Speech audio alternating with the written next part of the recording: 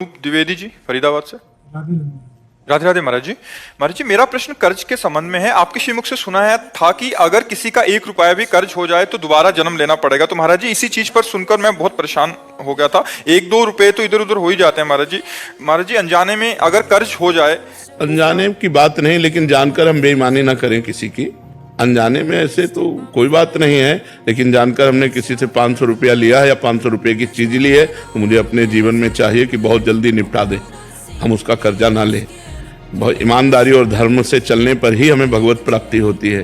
तो हम किसी का कर्जा ना लें, वो कोशिश करें जितना हमारे पास पैसा है हम उतनी सामान लें। यदि हम कर्जा लें तो बहुत जल्दी निपटाने की कोशिश करें और उसका कर्जा दे देना चाहिए। भूल चूक ऐसे उसका कोई महत्व नहीं है, लेकिन जानबूझकर हम किसी से कर्जा जो लेते हैं हमको निपटाना चाहिए। महाराज जी, एक इसमें और था कि महाराज जी, क्या कोई अगर खान पान कराए या कोई किसी ने पेट्रोल भरवा दिया या किसी ने कोई उपहार दे दिया, ये भी कर्जे के अंतर्गत आता है? नहीं, कर्जे के अंतर्गत नहीं आता है। यदि हमारा कोई रिलेशन है या कोई भावुकता का भाव है और हम उसके घर जाते हैं, हमें प्रसाद पवा देता है तो कभी हमारे घर आता है, प्रसाद पा लेता है, इसका कोई कर्जा नहीं। अब हमारी गाड़ी में पेट्रोल क्यों डलवा रहा है, हमें देखना है कि हमसे कोई बुरा आचरण तो नहीं करवाना चाहता है, घूस तो नहीं दे रहा है हमको, हम ऐसे क्यों डलवा लें पेट्रोल? दोस्ती यारी में। हाँ, तो दोस्ती यारी में तो दोस्त है तो फिर डाल देता है, तो हम कभी उसका भी कार्य कर देते, वो बात अलग है। ऐसे नहीं, ऐसे कैसे कोई हमारी जेब में पैसा डाल दे, वैसे कोई ऐसे कौन कर रहा है? हाँ, बिना स्वार्थ के नहीं। वैसे बचना चाहिए, ये जो खान पान वस्तुएं हैं सबसे बचना चाहिए। मन से कोई कुछ भी दान में खिला क्यों ले दान पुण्य क्यों ले? अपनी मेहनत की कमाई का खाएं हम।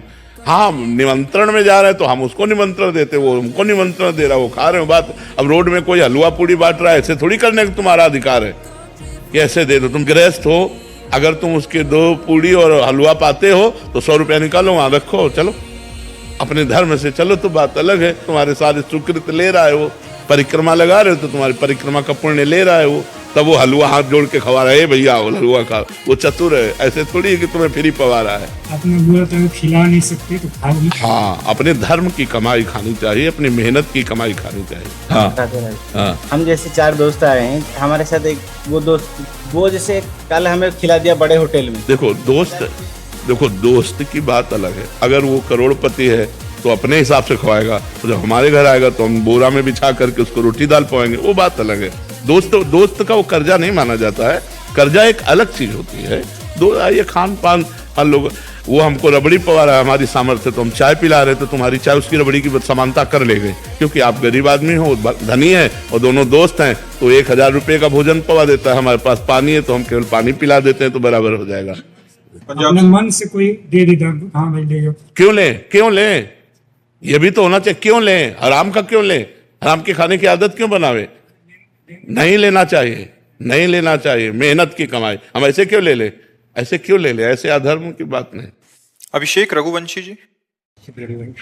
महाराज जी, हमारी वैदिक परंपरा रही है कि हम तुलसी जी की माला से नाम जप करें। गुरुदेव भगवान, आज के समय बहुत सारे लोग नाम जप करने के लिए काउंटिंग मशीन, काउंटर या अन्य किसी माध्यम से नाम जप करते हैं। क्या इससे पुण्य मिलेगा? हमारा पुण्य क्या, उसको भगवत प्राप्ति हो जाएगी। हमारा मतलब है भगवान का नाम स्मरण होना। किसका है? भगवान। तो अब वो काउंटर चल रहा है, राम राम राम राम राम राम राम, तो काउंटर से भगवत प्राप्ति नहीं होगी, नाम से। माला से भगवत प्राप्ति थोड़ी होती है। माला फेरत जुग गया, फिरा न मन का फेर, कर का मन का डाल दे, मन का फेर। यदि हम राम राम जप रहे, कृष्ण कृष्ण जप रहे, तो काउंटर एक निमित्त बना। भगवान सच्चिदानंद का सच्चिदानंद नाम स्मरण होने से निश्चित भगवत प्राप्ति हो। खूब जपो, जैसे बने वैसे जपो, बस जपो, भगवान का स्मरण करो, यही तुम्हें बचाएगा। नहीं, घोर कलिकाल का ऐसा प्रभाव है कि सब पतन के मार्ग में जा रहे हैं। शराब पीना, मांस खाना, बेविचार करना, नशा करना, बस यही दिमागों में छाया हुआ है। सत्य मार्ग पर चलने के लिए एकमात्र गरज रहा है भगवान का नाम। कलयुग केवल नाम आधार। अगर नाम चल रहा है बचा लेगा तुम्हें, पकड़ लो। नाम नहीं चल रहा तो बच नहीं पाओगे। सारे सिद्धांतों को मिट करने की सामर्थ्य कलयुग में है, वो मिटा देगा, पक्का मिटा देगा।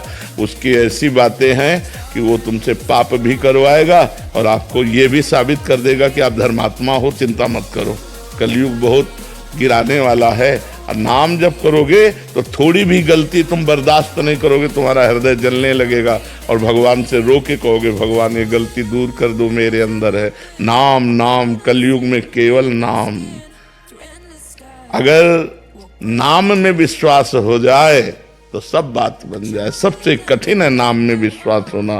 राम राम कहने को तो बहुत छोटा शब्द, लेकिन ये भगवान को भी अधीन कर लेता है। सुमिर पवन सुत पावन नामू, अपने बस करी राखे रामू। कहाँ कहाँ लगी नाम बड़ाई, राम न सकत नाम गुन गाई। स्वयं भगवान राम नाम की महिमा में असमर्थ पाए गए पूर्ण रूप से वर्णन करने में। ऐसे नाम को यदि हमें गुरु ने दे दिया तो राम कृष्ण हरि राधा जो नाम प्रिय लगे खूब डट के जपो, देखो आनंद आएगा इस लोक में भी और परलोक में भी। इस लोक में सुख सुविधाओं की कमी नहीं रहेगी और परलोक में आपको भगवान का प्यार प्राप्त होगा। इसलिए खूब नाम जप करो, नाम परम धन है। सलभ सैनी जी, विजय दीक्षित जी पन्ना से। महाराज जी आप दोनों का एक जैसा ही प्रश्न था कि महाराज जी पढ़ा है और सुना है कि प्रभु सरल हृदय वाले व्यक्ति को शीघ्र प्रसन्न होते हैं। महाराज जी सरलता कैसे आए? महाराज जी कह रहे हैं सादगी भोलापन, महाराज जी आ ही नहीं रहा है। भजन से आता है। हाँ जी।